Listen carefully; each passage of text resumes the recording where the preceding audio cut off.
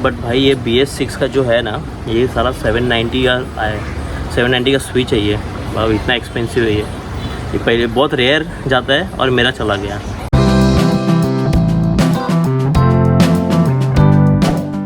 आज अपन एक ऐसा इशू दिखाने वाला है जो रॉयल एनफील्ड का जो नया मॉडल है, जो रीबॉर्न क्लासिक, उसमें एकदम रेयर इशू आता है। तो अपनी ये क्लासिक है जिसको सबको मालूम है, इसका नाम ऐरावत है। तो बेसिकली इसका प्रॉब्लम क्या हो गया मालूम है, रियर ब्रेक जब भी दबाता हूँ ना तो पीछे का लाइट नहीं जलता है ये वाला, और आगे का लीवर से आगे वाला ब्रेक दबाता हूँ तो पीछे का लाइट जलता है। तो मैं आपको दिखाता हूँ क्या प्रॉब्लम है, आपको खुद को समझ जाएगा।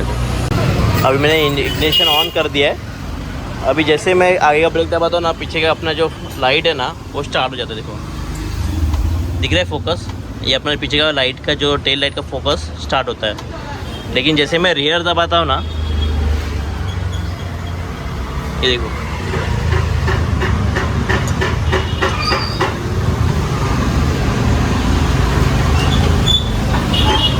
और ये दबाने पे अपना बढ़िया जी, क्या हाल है? संदीप भाई ने इसको रेक्टिफाई किया है और अभी अपन स्टार्ट करें खोलने का प्रोसेस और इंस्टॉलेशन का प्रोसेस। हाँ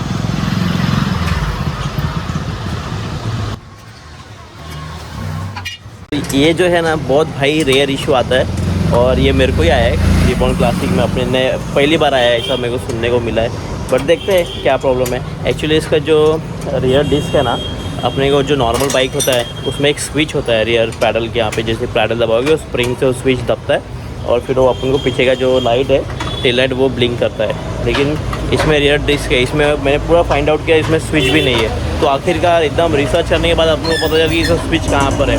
तो मैंने कल ही आइडेंटिफाई कर लिया था इसका इशू और हम लोगों ने इसका पार्ट में मंगा लिया है। 790 का छोटा सा स्विच है, बिलीव नहीं करोगे। देखो ये वाला ये स्विच, और ये ना ABS जो मॉड्यूलेटर रहता है ना उसमें वो स्विच रहता है, प्रेशर स्विच, एकदम छोटा सा स्विच है। आज अपन उसी को रिप्लेस करेंगे और देखते हैं चलता है कि नहीं। ये रहा ये स्विच, देखो यही स्विच है जो इधर कनेक्ट होता है। ये इसका वायर जो अपना पूरा रेयर ABS जब अपन पुश करते हैं ना, जब ये अपन पैडल दबाते हैं ना तो ये यहाँ पे पंप करता है और ये जो स्विच है ना इसको प्रेस करता है। किधर गया हुआ, हाँ ये उसको प्रेस करता है और अपन को पीछे वाला जो टेल लाइट है वो जलता है। सिर्फ एक स्विच करने के लिए, पूरा स्विच रिप्लेस करने के लिए पूरा इतना चेंज खोलना पड़ गया। देखो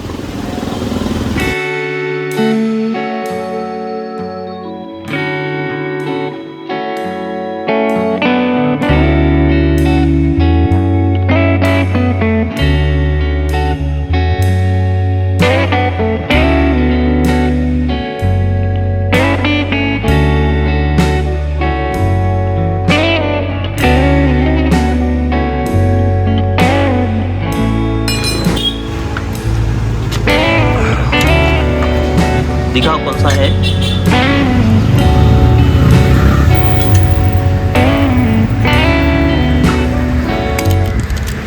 ये रही वो स्विच और ये कहाँ जाए कनेक्टेड है, अंदर ABS मॉड्यूलेटर में ना।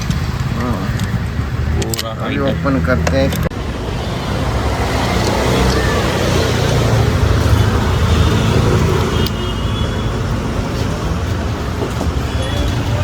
ये रहा वो कल्प्रिट जिसको हमको चेंज करना है। ये इतना सा ही चीज़ है स्विच, जो कि 790 का प्राइस है भाई इसका, और टेल लाइट का प्रेशर स्विच है।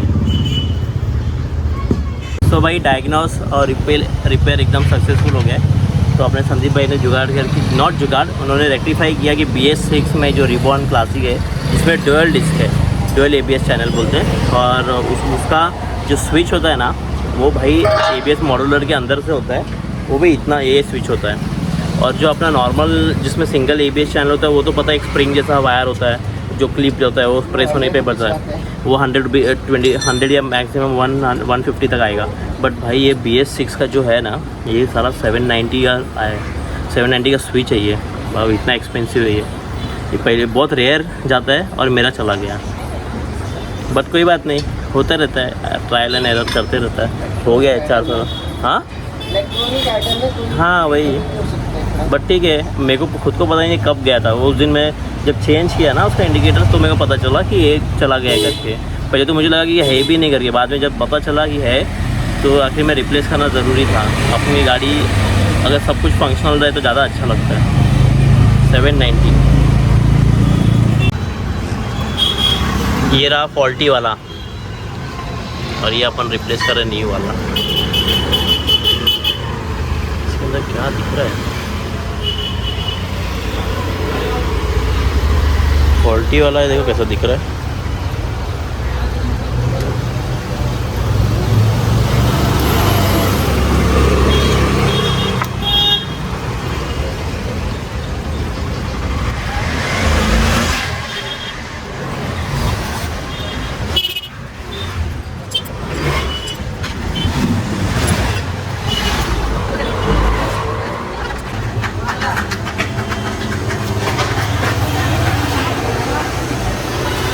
चलो अभी अपन ट्राई करके देखते हैं चालू होता है कि नहीं।